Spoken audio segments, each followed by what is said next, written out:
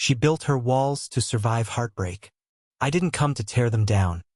I came to show her love could feel safe again. It began on an evening that felt borrowed from another time. Warm lights, quiet music, and the faint hum of voices blending with the sound of clinking glasses. I hadn't planned to stay long. I was there out of courtesy, half distracted, the way people are when they think they already know how a night will go. But then I saw her.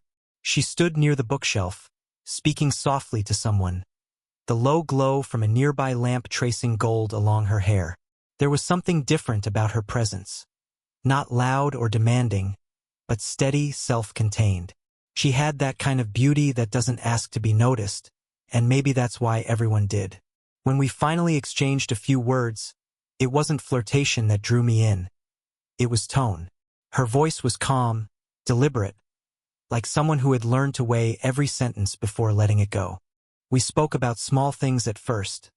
The music, the host's taste in art, the kind of wine we were both pretending to enjoy. But between her sentences, I felt pauses long enough to hide stories.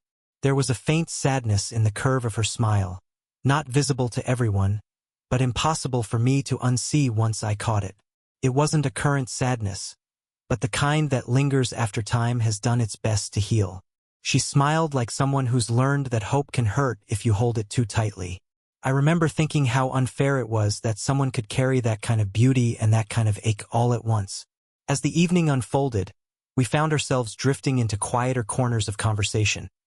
About books, about solitude, about how peace sometimes feels lonelier than chaos. She listened closely, eyes steady, fingers idly tracing the rim of her glass whenever something I said touched too close to home. When she laughed, it came softly, as if she were testing the sound, wondering if it was still hers to use. I noticed the way her wedding ring finger was bare but faintly marked, as if it had once been claimed and then released. I didn't mention it. Some things deserve to stay unspoken until trust invites them forward. The night drew to a close too soon. Guests began to leave, coats were gathered, goodbyes exchanged. She lingered a little longer, finishing her drink as if unsure whether to stay or vanish into the night. When our eyes met one last time, I felt a quiet pull, not desire yet, but empathy wrapped in fascination. I didn't ask for her number, didn't push for more. I just said, "It was really good talking to you." She nodded, offering a half-smile that looked both grateful and distant. As she walked away, I realized it wasn't her beauty that stayed with me. It was that moment when her smile almost faltered, the glimpse of something fragile she tried to hide. And right then, without knowing why, I promised myself one thing. If I ever saw her again, I'd learn what made her smile like that, and maybe, just maybe, I'd help her believe in it again. A week passed, and I convinced myself the evening had been just that, an evening. One of those chance moments that leaves a faint aftertaste of curiosity before fading into routine. I didn't expect to see her again. People like her rarely drift twice through the same corner of your life. But life, it seems, has a quiet sense of timing. It was raining that afternoon. A soft, steady rain that painted everything silver. I ducked into my favorite cafe to wait it out, shaking water from my jacket. The place smelled like roasted beans and nostalgia. And there she was, seated by the window, a book open but unread, watching the world blur through streaks of rain. For a second, I thought about walking away. Not out of indifference, out of hesitation. There's something sacred about a coincidence that feels too perfect. You almost don't want to break it. But she looked up before I could decide. And when our eyes met, the quiet recognition between us felt almost like relief. "You again," she said with a small, surprised smile. "Are you following me?" I laughed. A nervous, genuine sound. "If I say yes, do I get in trouble?" She shook her head, her laughter softer this time. "Depends how good your timing usually is." I asked if I could join her, and she nodded toward the seat opposite. The cafe was half empty, the hum of rain and low music wrapping the moment in privacy. It felt less like small talk and more like two people remembering how to talk freely again. We spoke about nothing, weather, work, books, but every word carried an undertone of comfort, the kind that doesn't need explanation. She told me she came here often, said it helped her think. When she talked about her love for rainy days, I noticed her gaze drift toward the glass, thoughtful, almost wistful. I asked what she thought about when she stared outside like that. She hesitated, then said quietly, "Mostly the past, and the people who left before I could." Her tone wasn't bitter. It was tired, like someone describing an old scar that still ached when the weather changed. I didn't interrupt. I just listened, nodding slowly. Silence, I learned, is sometimes the most honest form of care. After a pause, she turned back to me and said, almost apologetically, "I've been hurt before. I'm not great at starting over." Those words lingered between us, carried by the soft percussion of rain against glass. I wanted to say something profound, but all that came out was, "Then maybe you don't have to start over. Maybe just continue differently." For the first time, she looked at me without the quiet caution she'd worn before. Her expression softened, not fully trusting yet, but not hiding either. When I left the cafe that day, I didn't ask for her number again. I didn't need to. Some connections don't need planning. They know how to find their way back. And as the rain followed me home, I caught myself smiling, because maybe promises don't always begin with words. Sometimes, they begin with timing. After that rainy afternoon, something subtle began to shift. There were no exchanged numbers, no deliberate plans, just a quiet rhythm that seemed to guide us toward each other. Some days it was the same cafe, other days the same stretch of park path at dusk. I started to believe that maybe the universe was gentler than people gave it credit for. Each meeting felt unplanned, yet perfectly timed. She would smile when she saw me. Small, cautious, but real.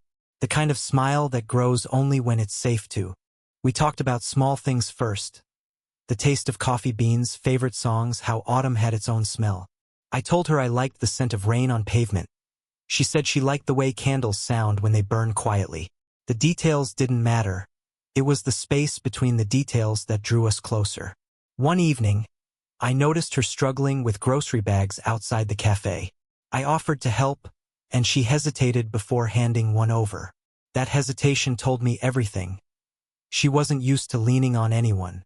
But when she finally did, the simple weight of those bags between us felt strangely symbolic. Trust, shared in silence. At her apartment door, she thanked me and invited me in for tea.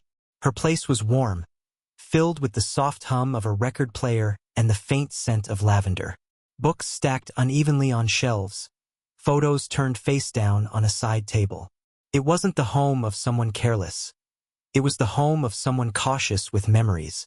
She moved around the kitchen with quiet grace, sleeves rolled to her elbows, hair loosely tied. I offered to help, but she only smiled. "You don't look like someone who knows how to make tea properly," she teased. "Maybe not," I said, "but I'm good at staying where I'm told." That made her laugh. A soft, genuine sound that carried warmth through the small space. She set the mug in front of me, hands brushing mine briefly. The touch was accidental, but it lingered longer than either of us expected.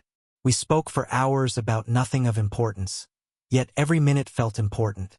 When she mentioned how silence used to make her uneasy, I told her I found comfort in it. She nodded, as if reconsidering her own feelings.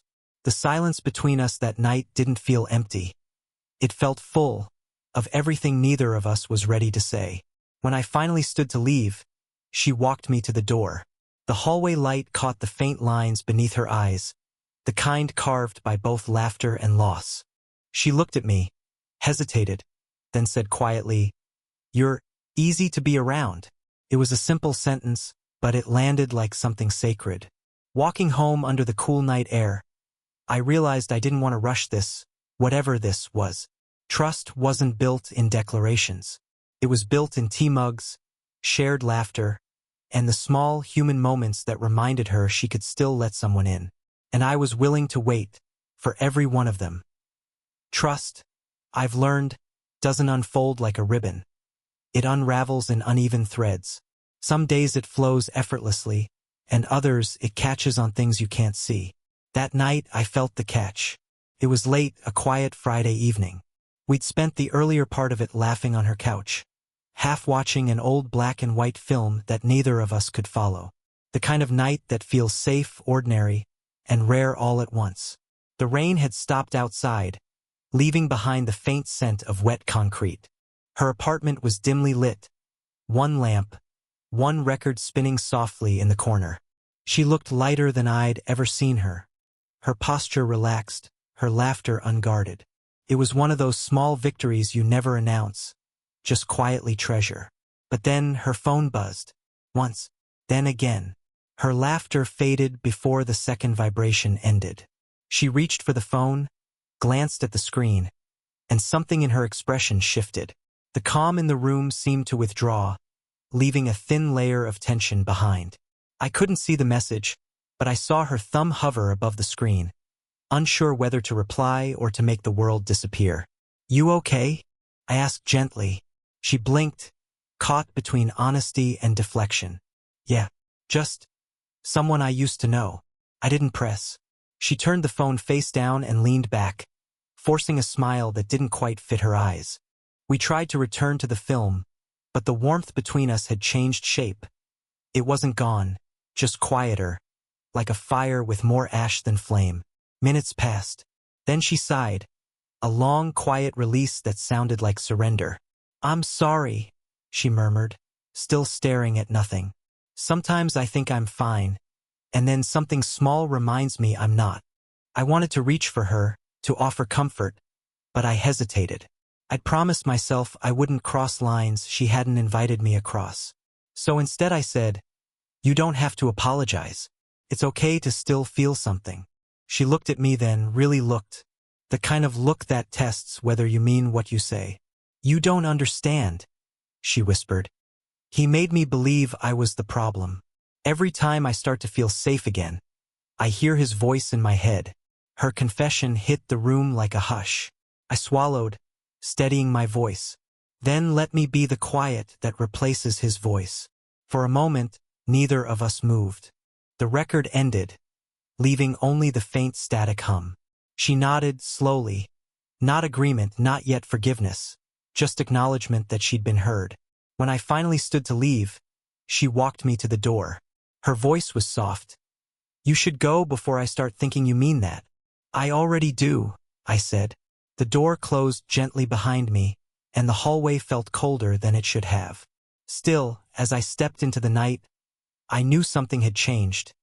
Not backward, not forward, but inward.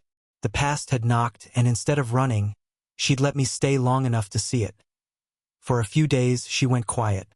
No Messages, no Acidental Meetings, no Café Coincidências.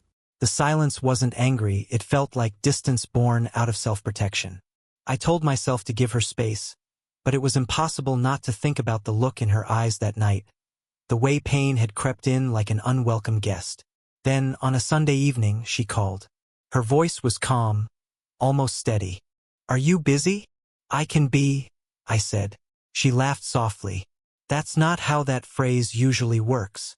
"Then maybe I'm different." There was a pause. Then she said, "Could we meet? Just somewhere quiet." We met at the park near her neighborhood, the one with the old stone benches and tall trees that whispered when the wind passed through. The sky was painted with fading light, that soft in-between of day and night where everything feels honest. She was already there when I arrived, arms folded, gaze lost somewhere beyond the horizon. When she turned toward me, she tried to smile, but it didn't reach her eyes. "I wasn't sure you'd come," she said. "I wasn't sure you'd call," I replied. For a while, we just walked in silence. The gravel crunched beneath our steps. The air smelled faintly of rain and soil. Then, without warning, she stopped and looked at me. "I don't know how to do this," she said quietly. "Do what?" "Let someone close again." Her voice wavered.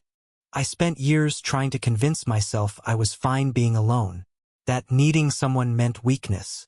But lately, she exhaled, eyes glistening. Lately I've been scared. Not of being alone, but of wanting not to be. Her honesty hit me harder than I expected. Not because it was dramatic, but because it was real, stripped of performance. "You're not weak," I said softly. "You're just tired of pretending you don't care." She looked down, hands trembling slightly as she brushed her hair from her face. He used to tell me that love was supposed to hurt, that if it didn't, it wasn't real. And I believed him. I kept forgiving him for breaking me, thinking it was devotion. I stepped closer, not touching her yet, but near enough for her to feel it. He lied, I said. Love isn't supposed to hurt. It's supposed to heal what's been hurt. Her breath caught, just a small, fragile sound. And then, finally, she let her hand rest in mine. It wasn't romantic. It wasn't dramatic. It was human. A gesture that said, I want to try. We sat down on the old stone bench. The world around us moved. Children's laughter in the distance, dogs barking, leaves rustling. But none of it intruded. She talked for a long time, telling me pieces of her story in fragments. The betrayal, the self-blame, the long nights of silence. I didn't interrupt once. I just listened. When she finished, she looked at me, eyes softer now. You don't have to fix me, she whispered. I know, I said. I just want to understand you. For the first time, she smiled, not perfectly, not fully, but freely. And in that small, trembling smile, I saw something begin to return to her. Trust, fragile but alive, that it happened gradually. Not with confessions or grand gestures, but through the kind of moments that slip by unnoticed unless you're paying attention. I think that's how healing really works. Quietly, beneath the surface, until one day you realize something that used to ache doesn't anymore. After that night in the park, our connection shifted. She didn't vanish again.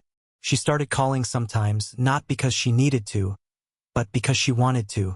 Sometimes just to share something small. A song she'd rediscovered. A thought she'd had while cooking. The way the morning light hit her window just right. And every time I listened, not to respond, but to remind her she was being heard. One evening, she invited me over for dinner. It was the first time she'd done that deliberately, and I could tell it mattered to her. The way she'd straightened her hair, the faint trace of perfume, the table set neatly with candles and mismatched plates. She greeted me with a shy laugh. Don't expect much. I'm a decent cook only when I'm nervous. I'll take nervous over perfect, I said. Her apartment felt different that night. Lighter. The music she played wasn't the usual melancholy jazz. It was softer, warmer.